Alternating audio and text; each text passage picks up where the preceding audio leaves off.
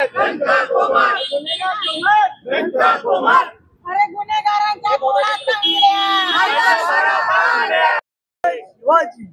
काल पुण्यामध्ये भर वस्तीमध्ये शुक्रवार पेठ हा अगदी वर्दळीचा रस्ता आहे। इथे एका अल्पवयीन मुलाचा 2 अल्पवयीन मुलांनीच खून केला आणि अशा प्रकारचे गुन्हे पुण्यामध्ये वारंवार घडत आहेत। खरं पाहायला गेलं तर या अल्पवयीन मुलांची टोळी आहे। 2 टोळ्यांच्या संघर्षातनं त्या मुलाचा काल खून झालेला आहे। म्हणजे एवढ्या लहान लहान मुलांच्या टोळ्या होतात, मग प्रशासनाने डोळ्यांवर पट्टी बांधलेली आहे का? तुमच्या लक्षात येत नाहीये का की आजचा युवक, आपली पुढची पिढी ही नेमकी कोणत्या दिशेला चाललेली आहे याच्यावरती कोणाचाही वचक नाहीये। सगळ्यात महत्त्वाचं, राज्य गृहमंत्री असलेले योगेश जे कदम आहेत ते मात्र या कुठल्याही गोष्टींवरती बोलायला तयार नाहीयेत। मग तुम्ही त्या पदावर कशासाठी बसलेले आहात? आपल्या तर गृहमंत्र्यांना फक्त इलेक्शन आणि केवळ सत्ता राजकारण याच्यातच रस राहिलेला आहे। बाकी महाराष्ट्राचा बिहार होतोय याच्याशी त्यांना काही देणं घेणं नाहीये, कारण ते आता निवडणुकीसाठी बिहारमध्ये गेलेले आहेत। म्हणजे बिहारचं पाणी ते इकडे घेऊन येणार आहेत, म्हणजे गुन्हेगारी वाढवणार आहेत। काही दिवसांपूर्वीच अनुप मोरे हा त्यांच्याच पक्षाचा पदाधिकारी गुंडगिरी करत होता, दंगल माजवत होता आणि दुसऱ्या दिवशी त्यांनी मेळावा घेतला आणि त्या मेळाव्यामध्ये सगळे भाजपचे पदाधिकारी उपस्थित होते आणि त्याचं कौतुक करत होते। म्हणजे भाजपची लोक काय करतात तर गुंडांना अभय देतात, गुंडांना सांगतात की तुम्ही अजून जोमानं काम करा, अजून दहशत पसरवा, आम्ही तुम्हाला पाठिंबा देत आहोत। हाच मेसेज देवेंद्र फडणवीस यांनी दिलेला आहे। मुळातच हे जे बाल गुन्हेगार आहेत त्यांच्या बाबतीत कायदे कडक करणं गरजेचं आहे। जो अल्पवयीनचा जो क्रायटेरिया आहे 18 वर्षाखालील, तो आता कमी करण्याची गरज आहे।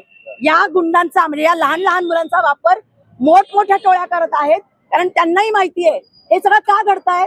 कारण आपलेच नेते या गुंडांच्या टोळक्यांच्या प्रमुखांबरोबर फोटो काढतात, ते सोशल मीडियावरती प्रसिद्ध करतात आणि या मुलांना हाच मेसेज दिला जातो की अशा पद्धतीनं पुढे आपण बाई झाल्यानंतर राजकारणात पाय रोवून उभं राहू शकतो, आपलं कोणी बिघडवू शकत नाही। आपल्या खांद्यावरती सुद्धा याच्यानंतर असाच एखाद्या नेत्याच्या खांद्यावर हात पडणार आहे हे त्यांना पक्क माहिती आहे आणि म्हणूनच ही लहान लहान मुलांच्या टोळ्या पुण्यात वाढत चाललेल्या आहेत। त्याचा आम्ही तीव्र निषेध करतो।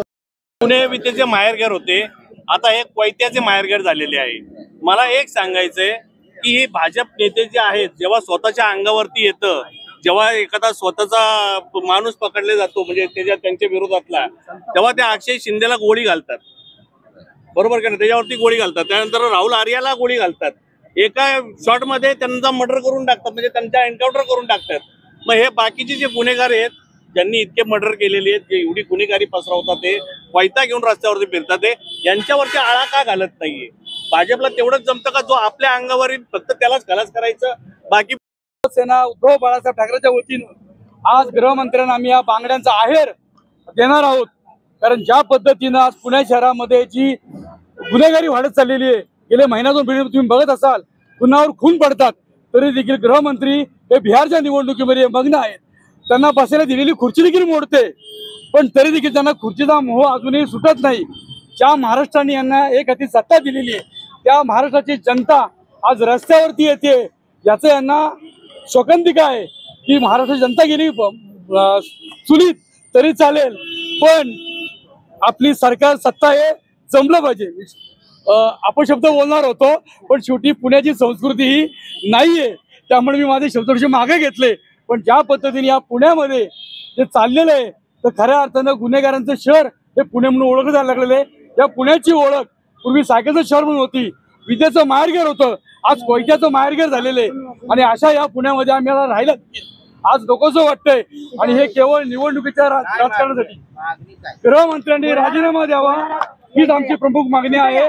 आणि आमच्या माता बहीण मेंढी देखील झालेल्या आहेत, तुम्ही त्यांचा देखील विचार घेतला तर तुम्हाला तेच सांगतील त्या। काल पुण्यामध्ये